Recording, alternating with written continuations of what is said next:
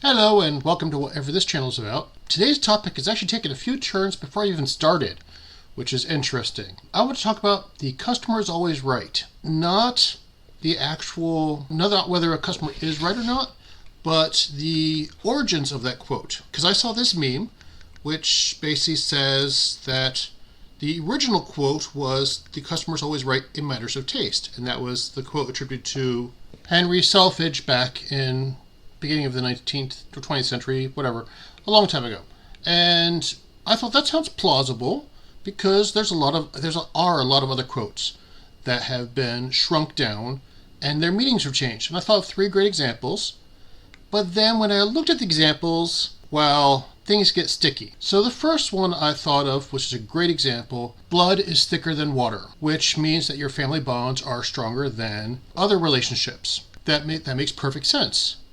But I've also heard that quote originally was, the blood of the covenant is thicker than the waters of the womb, which means the friends you make are stronger, better relationships than those who you're just born into. I thought it was really cool how the meaning changed. But I just checked Wikipedia, and it turns out that the blood is thicker than water comes from the 12th century in that form, and the blood of the covenant, thicker than the water of the womb, didn't come around till the beginning of the 20th century? Well, whoops. There's a case of someone retconning a quote, claiming that it was originally something else, and it wasn't. And I believed it. Turns out that's not true. It really was always blood is thicker than water. Okay. So went with another example. Curiosity killed the cat, because I've heard that phrase as well, and just means to don't be curious. Because it's dangerous. And I heard that the original quote was, curiosity killed the cat, but satisfaction brought it back. Which means, yes, you can be curious. It's dangerous, but knowing the answers is better. Another rabbit hole. Turns out the original quote was actually care killed the cat.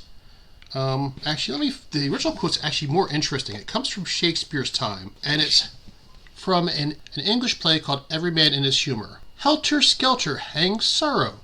Care will kill a cat, up tails all, and a louse for the hangman. Which, this is the first time I've seen helter skelter used in a historical context besides modern stuff, so that was interesting. And then Shakespeare in his play Much Ado About Nothing says, what courage man, what through care killed a cat, thou hast mettled enough in thee to kill care. And in this case, they mean care means worry. So worry kills the cat, which is a bit slightly different than curiosity. So where did the satisfaction, and this is again from, I think, original was 1596, 1598, somewhere around there, like a long time ago. But then in the 1900s, in 1868 is the first time we actually see the phrase, curiosity killed a cat. And then 1873 is the first time we actually see curiosity killed the cat in print. But then it was later, in 1912, where someone actually says curiosity killed the cat, but satisfaction brought it back. There's another case where what I thought original quote was one thing, had been retconned twice. Whoopsie. So those aren't good examples. Well, I mean, they're great examples of people retconning quotes and claiming that this was the original, but they're not a good example of quotes being shortened. The only actual example I could so far find of the three examples I was looking at was great minds think alike, which then has someone retort, and fools seldom differ, which I like saying great minds think alike because, hey, it makes you think when you and someone else say something or do something similar, you're like, yay, we're both smart, we do it similar. But with the original, fools seldom differ also means that, yeah, we could be smart or we could be really dumb. And as far as I can tell, that was, like, the original was both those parts together.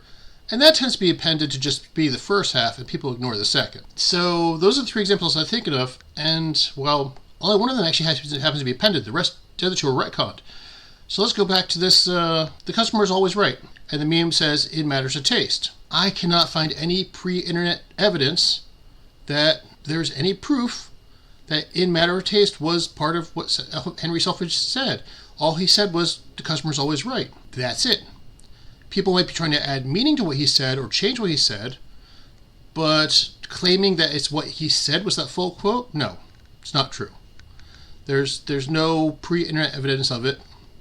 It's just another case of someone retconning a quote, trying to salvage it. I feel like the best retcon of that quote, again, I'm not going to talk about the merit of the quote, but the best retconning I've heard is the customer's always right, but I get to choose who the customer is. Because again, if they haven't bought anything yet, they're not a customer.